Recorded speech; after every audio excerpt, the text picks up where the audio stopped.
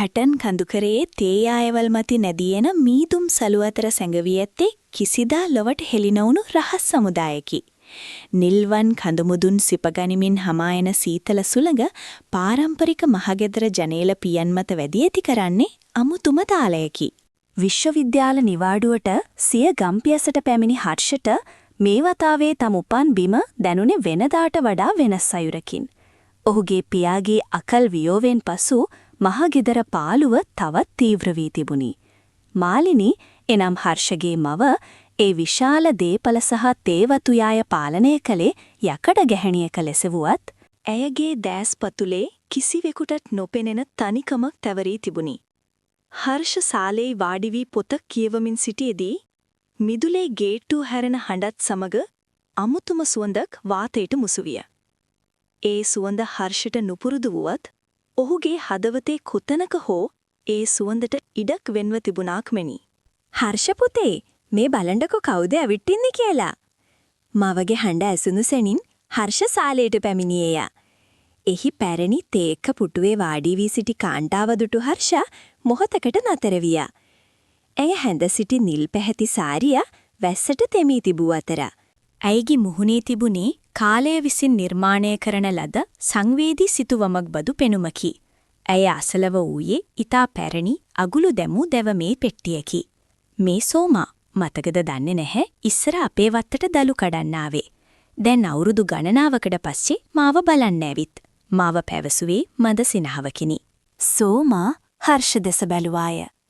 ඒ දැස්වල තිබුණේ සාමාන්‍ය මිනිසෙකුට කියවිය නොහැකි ගැඹුරු කතාවකි. එය හරියට තේවතු අතර අතරමං වූ මීදුම් සැලුවක් මෙන් අද්භූතය. පුතා දැන් ගොඩාක් ලොකු වෙලා. හරියට එයා වගේමයි. ඇය මිමිනුවේ ඊටමත් පහත් ස්වරයකින්. ඇයගේ හඬෙහි තිබූ එයා වගේමයි යන වදන හර්ෂගේ සිතේ කුතුහලයේ බීජයක් වැපීරීමට සමත් විය. එදින රාත්‍රියේ මහා වැස්සක් හැටන් කඳුකරය වෙලා ගත්තේය. විදුලිය එන හිට තිබූ බැවින් මුළු මහගෙදරම කළුපාට සාගරයක ගිලී ගියක් මෙන් දිස්විය. සීතල වැඩි වූ තැන හර්ෂ කුස්සියට ගියේ කෝපි කෝප්පයක් පිළියෙල කරගැනීමටය. කුස්සියේ කෙළවරක තැබූ ඉටි පන්දමක අඳුරු එළියෙන් මුළු පරිසරයම අලංකාර වී තිබුණි. සෝමා එහි තනිවම වාඩි වී සිටියාය. ඇයගේ ලිහිල්ලූ කේශකලාපය උරහිස මතින් ගලා ගොස් තිබූ අතර ඉටිපන්දම් එළියෙන් බිත්තිය මත ඇඳුණු ඇයගේ සෙවණැල්ල යම්කිසි අතීත කතාවක රංගනයක යෙදෙන්නාක් මෙනි. ඇය මොහොතේ දිස්සූයි සාමාන්‍ය කාන්තාවකට වඩා අතීතයෙන් පැමිණි දේවතාවියක ලෙසය. නිදි නැද්ද පුතා? ඇයගේ හඬ නිශ්ශබ්දතාවය බින්දාය. සීතලයි සෝමනන්දේ. ඒකයි ඇහැරුනේ. හර්ෂ ඇය අසලට ගියේය. මේ කඳුකරේ සීතල කියන්නේ පාළුවක් නෙවේ පුතා. ඒක මතකයන් අවදි කරන කාලයක්. ඇය පවසා අර දැවමේ පෙට්ටිය සෙමින් විවෘත කළාය. ඒ තුල තිබුණේ කළු සුදු ඡායාරූපයකි. එහි සිටියේ තරුණ වියයි පසු වූ හර්ෂගේ පියා සහ ඊටමත් සුන්දර තරුණියකි. ඒ තරුණිය සෝමා බව හඳුනා ගැනීමට හර්ෂට අපහසු නොවිය. ඔවුන්ගේ දැස් මුණ ගැසුණු ඒ මොහොතේ වචන දහසකින් කිව නොහැකි පණිවිඩයක් හුවමාරු විය. සෝමාගේ දැස්වල තිබුණේ ලිංගිකත්වයට වඩා වැඩි වූ ආත්මීය බැඳීමක උණුසුමකි. ඔයාගේ තාත්තා මේ වතුයායට ආදරය කළේ ඒකේ අයිතිකරු විදිහට නෙවෙයි. ඒකේ කොටස්කාරයෙක් විදිහට. ඔයාගේ ඇස්වලත් මම දකින්නේ ඒ ආදරයමයි. අය පැවසුවාය.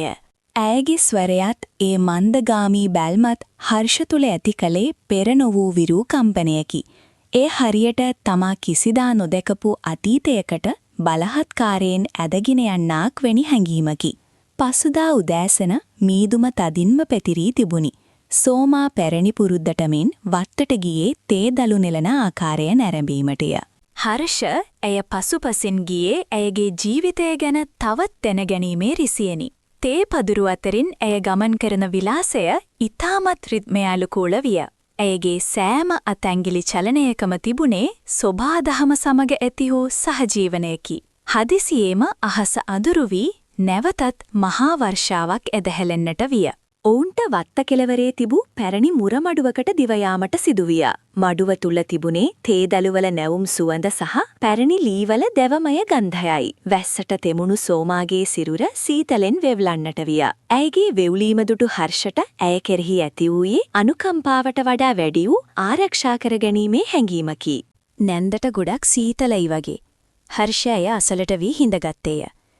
මේ සීතල මට පුරුදුයි පුතා. හැබැයි අද දැනෙන මේ උණුසුම මගේ හිතට අමුතු සැනසීමක් දෙනවා. ඇය පවසා හර්ෂගේ දැස් දෙස කෙලින්ම බැඩුවාය. ඒ මොහොතේ ඔහුන් අතර තිබූ වයස් පරතරය හෝ සමාජ සම්මතයන් දිය වී ගියේය. මඩුවේ වහලයට වදින වැහි බිඳුවල රිත්මය ඔවුන්ගේ හෘද ස්පන්දනය සමග එකට මුසු විය. ඔවුන් දෙදෙනා අතර ඇති වූයේ ශාරීරික එකමුතුවකට වඩා වැඩි වූ සිතිවිලිවල සංභාෂණයකි. හර්ෂට ඇයගෙන් දැනුණු ඒ සුවඳ තම පියාගේ අතීතයේ ඉතිරි වූ සුන්බුන් සුවඳක් මෙන් දැනුනි. සෝමා හර්ෂගේ දෑතින් අල්ලගත්තය. ඒ ස්පර්ශය තුල තිබුණේ ආශාවකට වඩා වසර ගණනාවක් තිස්සේ සංගවාගෙන සිටි රහසක් තවත් පරම්පරාවකට බාර දීමේ විශ්වාසයයි. ඔය දන්නවද පුතා? මම මෙච්චර කාලයක් ජීවත් වුණේ මේ මතකය හිතේ තියාගෙන. අද මට දැනෙනවා මගේ හිතේ තිබුණ බර නිදහසුණා කියලා. ඇය රහසින් මෙන් පැවසුවාය. ඇයගේ උණුසුම් හුස්ම පොදක් හර්ෂගේ මුහුණේ වැදුණු විට ඔහුට දැනුනේ මුළු ලෝකයම නතර වී ඇති බවකි. වර්ෂාව නතර වී මීදුම පහව යන විට සෝමා යන්නට සූදානම් වූවාය. ඇය රැගෙන අර රහස්‍ය දෙවමය පෙට්ටිය ඇය හර්ෂට ලබා දුන්නාය. මේක ඔයා ළඟ තියාගන්න. මේක ඇතුලේ තියෙන්නේ ඔයාගේ තාත්තා මට දීපු පොරොන්දුවක්. ඒක දැන් මට වඩා වටින්නේ ඔයාට. ඇය පවසා මීදුම අතරින් නොපෙනී ගියාය. ඇය යන දෙස හර්ෂ බලා සිටියේ හරියට සිහිනයකින් අවදි වූවෙකු මෙනි. හර්ෂ තම කාමරයට ගොස් පෙට්ටිය විවෘත කළේය. එහි තිබුණේ අර ඡායාරූපයට අමතරව අතිශයින්ම අලංකාර වූ පුරාණ රන්මාලයක් සහ ලියුම් කවරයකි. ලියුමේ තිබුණේ හර්ෂගේ පියාගේ අත්අකුරුය. ආදරය යනු අත්පත් කර ගැනීමක් නොවේ. එය එක්තරා කාලයකදී හදවත් දෙකක් අතර ඇති වූ සොඳුරු ගිවිසුමකි. සෝමා, ඔයා මට දුන් ඒ ආත්මීය සෙනෙහස මගේ මරණයෙන් පසුවත් මේ කඳුකරී මීදුම අතර රැඳී පවතිනි ඇත. මේ රන්මාලය අපේ ඒ නොකියූ කතාවේ සලකුණයි. හර්ෂ ජනේලයෙන් පිටත බැලුවේය. මීදුම තවමත් දේවතුයාය වසාගෙන සිටී. නමුත් දැන් ඔහුට ඒ මීදුම දකින්නට ලැබෙන්නේ පාළුවක් ලෙස නොව අතීතයේ පෙම්වතුන් දෙදෙනෙකුගේ සුසුම් වලින් නිර්මාණය වූ ආදරණීය සලුවක් ලෙසය. සෝමානන්ද පැමිණියේ දලු නෙලීමට හෝ හුඩෙක් බැලීමට පමණක් නොවේ. ඇය පැමිණියේ අතීතයේ අතරමං වූ ඒ අහිංසක පිරිසිදු ආදරයේ උණුසුම හර්ෂට දායාද කිරීමටය.